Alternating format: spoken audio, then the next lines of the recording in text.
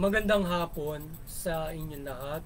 Ito po si Herbert Curia, author, promoter ng Bible Lights Promotions.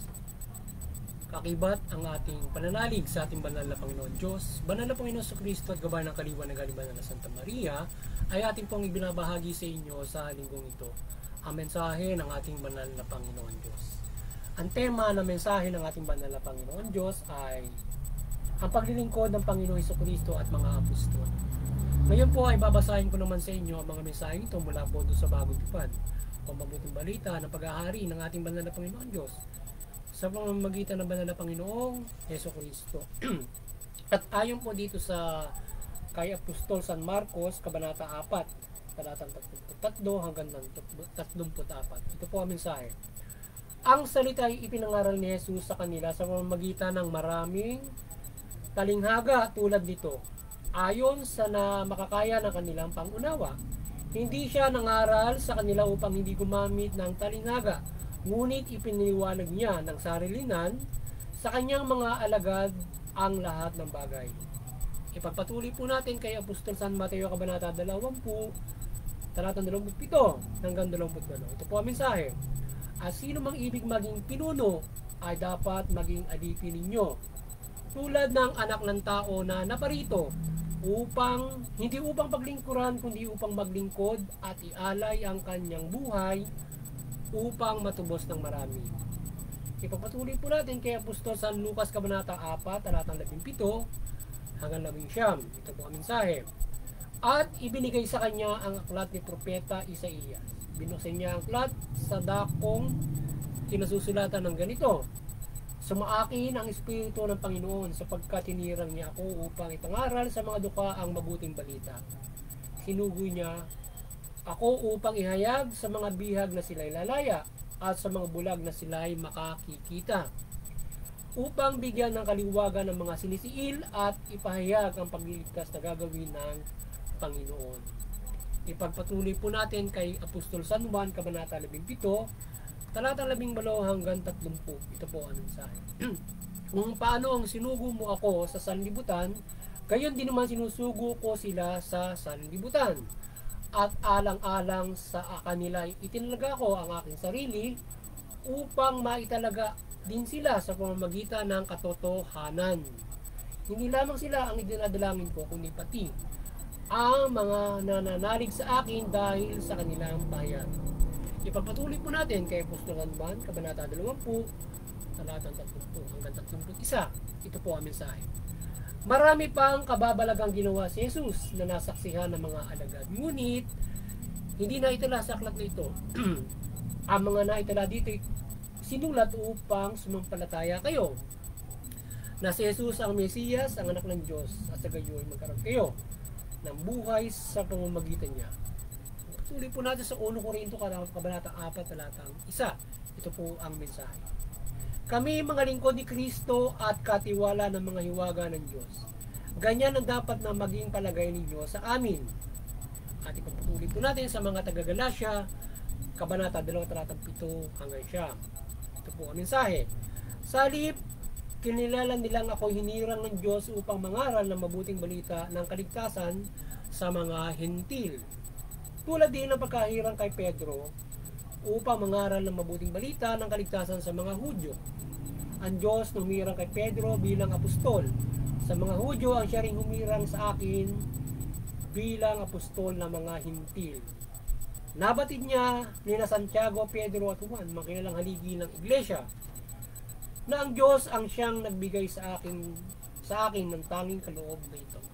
Ito po ang mensahe at salita ng ating banal na Panginoon Diyos sa pagbabahagi ng mabuting balita dito sa Bible Lights Promotions. Ating pong pasalamatan ang ating banal na Panginoon Diyos, Panginoon Jesucristo, gayon din ang banal na Espiritu Santo at banal na Santa Maria. Maraming salamat po sa ating banal na Panginoon Diyos, banal na Panginoon Jesucristo, banal na Espiritu Santo at banal na Santa Maria. At ngayon po ay paliliwanag ko sa inyo ang mga mensaheng ito mula doon sa tema na ang paglilingkod ng Panginoong Jesucristo at mga apostol niya. Nais pong ipabatid sa atin ng ating banal na Panginoon Diyos ang ginawang mula sa Panginoon Kristo ang ginawang paglilingkod ng banal na Panginoon Kristo at gayon din ng mga apostol. So nais na maipabatid sa atin ng Panginoon Diyos na ang kanyang bugtong na anak ay sinugo niya at inirang niya upang ipangaral ang mabuting balita, upang ang mga tao ay gabayan na kung paano tayo mamumuhay. At ang Panginoon Kristo ay nang isugo niya upang tayo ay ihatid ang mabuting balita, ay hindi siya ang pinaglingkod, kundi siya ay naglingkod. So ang bugtong na anak ay naglingkod sa kanyang pagliligtas sa sangkatauhan. Siya ay sumunod sa ating Panginoon Diyos. Sinunod ng ating Panginoon Kristo ang Panginoon Diyos bilang bugtong na anak at sumasampalataya rin sa ating Panginoon Diyos. Na kung saan ay pumayag siyang iwan yung kanyang paghahari doon sa kalangitan, na kung saan siya ay namamahala na ng mga anghel ng kalangitan. Ngayon ay siya ay bumaba sa lupa para sinunod niya pagtalaga sa kanya ng banal na Panginoon upang magsakripisyo, paglingkuran yung sangkatauhan para sumunod, o pagharian niya yung sangkatauhan para sumunod, manampalataya sa kanya. So siya ay naglingkod at nagpakababa ang ating banal na Panginoon Kristo. Nagsakripisyo, nagtiis. Ganyan ang ginawa ng Panginoon Kristo at ng mga apostol. Sila nagsakripisyo, nagtiis, nagpakababa para paglingkuran ng ating banal na Panginoon. Yan. Ganyan ang paglilingkod na ginawa nila. Sila ay lubos na nanampalataya sa ating banal na Panginoon Diyos. Ang ating Panginoon Kristo, dahil bagamat siya ay ganun na lubos na niyang pinanampalataya ng Panginoon Diyos sa pagkakasugo sa kanya bilang bugtong na anak, na siya ay pagkakatalaga sa kanya. Kaya siya ay kahit na siya ay makapangyarihan, na binigyan ng kapangyarihan na kagaya ng Diyos, siya ay namuhay bilang limitado na kapangyarihan ng kanyang paglingkuran. Maglingkod siya na ang kanyang kapangyarihan at ang kanyang pagkakatalaga sa kanya ay ang bumuhay, magpagaling at gabayan ng tao na kung paano mga pamumuhay na may kaligtasang espiritu. Sa kanyang ginawang yun ay kanyang inialay yung kanyang buhay, dahil nga sa panahon na kanyang sa paglilingkod na yan, siya ay kinakailangan na maranasan yung nararanasan ng mga tao na nagkakaroon ng minsan kamatayan at mabubalik, upang maipakita sa lahat na mayroong buhay na magmuli at buhay na walang hanggan. So yun anais, at ang Panginoon Kristo ay siyang bubuhay sa atin pagdating ng takdang panahon yan. Ang Panginoon Kristo at yung mga apostol na maglingkod sila, gumawa sila ng napakaraming kababalagan. Sila binigyan ng ibayong kapangyarihan ng Panginoon Diyos para sa kanilang paggabay sa tao kung paano mamumuhay at kung paano manampalataya sa atin, sa pagbubuklod ng mga tao para manampalataya sa Diyos. Binabayan siya ng kapangyarihan na magpagaling, mamuhay, magpalaya sa demonyo at iba't ibang mga kababalaghan para yung tao ay mahimok at yung tao ay buklod sa pananampalataya sa ating mga kapatid. Maraming pinagdaanan yung ating mga apostol, yung ating mga Panginoon Kristo para paglingkuran ng ating mga kapatid. At pinagkaloob nila ang kanilang buhay para paglingkuran ng ating mga Panginoon Diyos. Yan. Sila yung ehemplo kung paano tayo mananampalataya sa Panginoon Diyos at paglilingkuran ng ating mga Panginoon. Even our life ay dapat ay sasakripisyo natin for God. But syempre, ang Diyos ay binibigyan niya tayo ng buhay, kaya tayo ay but yun yung principle na dapat kung paano tayo nananampalataya sa Kanya. Kailangan even our life ay bibigyan natin sa Diyos. But God, kung ganyan yung ating pananampalataya at pagsunod sa Panginoon Diyos, tayo ay bibigyan niya ng buhay. Tayo hindi tayo bumabayaan ng Panginoon sa Kristo at hindi tayo mapapahama sa pamumuhay. Kaya nga tayo nananampalataya. Sabihin ay yung buhay mo ay binibigyan mo sa Panginoon Diyos bilang pananampalataya mo at para sa ikabubuti ng marami. Dapat ganun lahat yung ating pananampalataya, yung orientasyon natin na nais ng ating pananampalataya sa ating paglilingkod. So ganun tayo dapat sa pananampalataya natin, at even tayo ay maglingkod as in tayo ay yung maging mga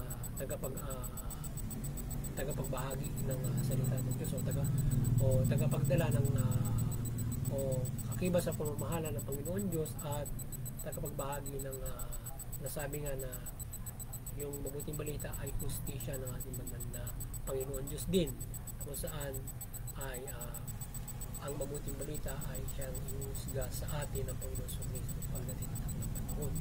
Kaya yung lahat ng tumatangan ng mabuting balita, silang tagapagdala rin ng hustisya ng Diyos at tagapaggabay kung paano sila makapamumuhay ng mabuti sa pagdating una kung mapatawad ng ating Panginoon Diyos, bumibili pagkakataon at kung paano tayo mamumuhay ng maayos.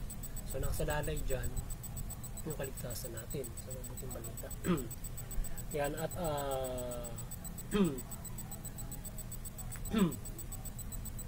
kaya tayo ay kaya tayo ay manampalataya sa ating banal na Panginoon Diyos ng lubos mula sa gabay ng ginawa ng mga apostol at ng banal na Panginoon. So, bagamat tayo ay hindi yung tuwiran na siyang tagapangaral o tagapagturo ng mabuting balita, o tayo tagasunod lamang, ay dapat ganoon tayo mananampalataya sa Panginoon Diyos. Even our life ay ating binigay niya. Na bagaman halimbawa, bubuhay mo ay hindi naman nangangulugan, ikaw ay pamabayaan ng Diyos na ikaw ay mamatay sa pananampalataya mo. Not just, hindi ganun ka, ibig sabihin, ikaw ay binibigay mo yung buhay mo para sa Panginoon. So even though yung literal ay para sa nakarami kagaya ng Panginoon Kristo, but definitely ikaw ay halimbawa yung buhay may binibigay mo sa pamamagitan ng mabuting mga gawa sa Panginoon Diyos. Yan yung binibigay ang buhay mo sa mabubuting gawa. Halimbawa naglilingkod ka sa Diyos, yung buhay mo ay paglilingkod mo sa Diyos. Ito naman binibigay yung buhay niya at hindi kanya pamamayaan. So ganun natin binibigay yung buhay niya. Even kung mag-cause pa nga ng kamatayan para sa lahat, ay ganun mo binibigay yung buhay. But God will not let you na basta ka na lamang. Ganun sapagkat buhay nga binibigay ng Panginoon Diyos. Kailangan niya ay ikaw ay dedicated to Him. Kaya may bigay yung buhay mo para sa kanya. Tipong ganun. So yun, muli sana ay nagabayan na naman kayo ng the Bible Lives Promotion sa inyong spiritual na pamumuhay. At kayo magkaroon ng malaking pag-asa sa inyong kaligtasang spiritual mula dito sa ating pagbabahagi ng mabuting balita sa Bible Lives Promotion. At tayo maasa ng paggabay ng banal na Panginoon Diyos at Panginoon Kristo na kanyang kaliwanagan mula sa pagsugo at paggabay ng kaliwanagan at milagro ng banal na Santa Maria. At maging paggabay ng milagro ng Panginoon Diyos sa atin sa pagbabahagi natin ng mabuting balita. Yan, upang kayo ay mahimok, mapagbuklod sa pananampalataya sa ating Panginoon Diyos mula Panginoong Yeso Kristo. Yan. At doon sa Interfaith Unity ay patuloy tayong magkaisa. Sa Interfaith Unity, unawa natin yung ating mga religion. Sa gayon, ay maiwasan natin yung mga hidwaan, hindi pagkakaunawaan. Mapapairal natin yung ating mga layunin mula sa ating mga pinaniniwalaan. Yan. O ating mga perspektiba. At maiwasan natin yung karahasan, digmaan. Bagkus makahikayat tayo ng pagkakaisa, kapayapaan, pagmamahalan, mabuting paglilingkod sa isa't isa mula sa pamilya, komunidad, bansa at nagkakaisa mga bansa. Yan. At doon sa CBCP and Vatican Church ay kayo ay patuloy na maliwanagan ni Banal Santa Maria at mapagbuklod ninyo ang sangkatauhan sa pananampalataya sa ating Panginoon Diyos mula Panginoon sa Kristo at mabuting balita. Yan. Sa ating munting kakayanan sa pagbabahagi ng mabuting balita dito sa Bible Evangelizations, patuloy tayo na nampalataya ng paggabay ng kaliwanagan, milagro ng ating banal na Panginoon Diyos, Panginoon sa Kristo at kayo din ang Banal na Santa Maria sa pagbabahagi ng mabuting balita. Pagbuklod ng sangkatauhan sa pananampalataya sa ating Panginoon Diyos mula Panginoon sa Kristo at mabuting balita. At doon sa mga kapamalaan, kayo ay patuloy na maliwanagan ni Banal na Santa Maria at gayon din ang mabuting balita, magabayan kayo at mamahala kayo ng mabuti, matuwid. Mabuti, matuwid at may patas na hustisya. Tugunin niyo yung karapatang banta. Yan. Sa gayon ay makapamumuhay ng maunlad at patas ang inyong nasasakupan o ang sangkatauhan mula sa bawat mga bansa at nagkakaisang mga bansa. Yan. At inyong nadadala ang pagpapala ng Diyos sa pamamagitan ng pagtugon ng mga karapatan at mabubuting serbisyo ng pamahalaan upang ipagkaloob ang blessing ng Diyos mula doon sa pamamahala ng pamahalaan sa kaloob ng mundong ito sa bawat nasasakupan. Yan. Magandang hapon sa inyo lahat at God bless you.